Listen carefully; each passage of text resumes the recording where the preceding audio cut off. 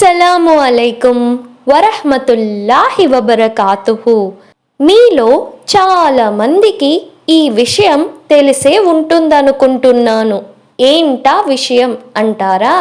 మనం ఇప్పుడు అల్హమ్దులిల్లా జుల్హిజ్జా అనే మాసంలో ఉన్నాము. జనవరి, ఫిబ్రవరి, మార్చ్, ఏప్రిల్ ఇలా మాసాల పేర్లు విన్నాం, కానీ ఈ జుల్హిజ్జా మాసం ఏంటి అని అనుకుంటున్నారా? ఇస్లాం ధర్మంలో ముస్లిములు హిజ్రీ క్యాలెండర్ను అనుసరిస్తారు.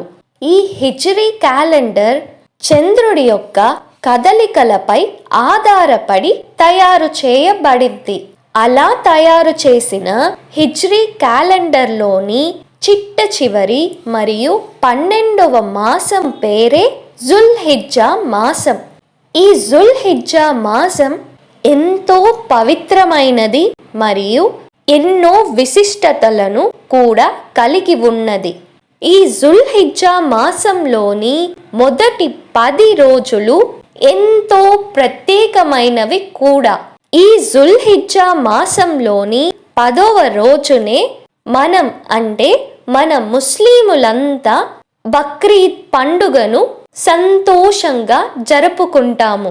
అంతేకాదు, ప్రతి రోజు కంటే ఈ జుల్హిజ్జా మాసంలోని మొదటి 10 రోజులలో చేసే ఫరద్ మరియు నేక్ ఆమాల్ అంటే నమాజులు, జిక్ర్, సదకా, రోజా, మంచి పనులు ఇవన్నీ కూడా అల్లాహ్ సుబ్హాన వతాలాకు ఎంతో ప్రియమైనవిగా మన ప్రవక్త మొహమ్మద్ రసూలుల్లా సల్లల్లాహు అలైహి వసల్లం గారు హదీసుల ద్వారా తెలియచేశారు.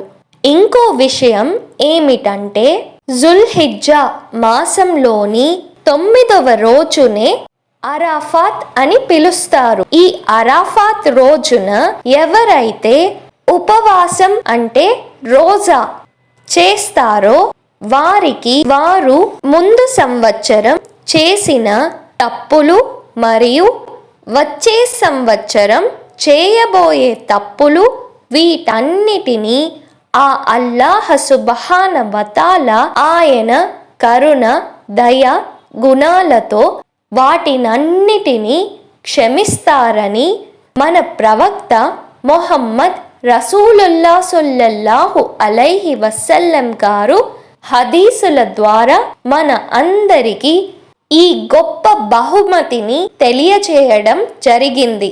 సరే, అంతా బాగుంది. జుల్హిజ్జా మాసం ఎప్పుడు మొదలైందో మాకు తెలియదు కదా అని అనుకునే వారు కూడా కొందరు ఉంటారు. కాబట్టి వారందరి కోసం ఈ విషయం తెలియజేయటం జరుగుతోంది. జుల్హిజ్జా మాసం 2025వ సంవత్సరంలో మే 27వ తారీఖున మగరిబ్ సమయము తరువాత మొదలయ్యింది. అంటే మే 28వ రోజున మనకు జుల్హిజ్జా మాసంలోని మొదటి రోజులో ఉన్నాము.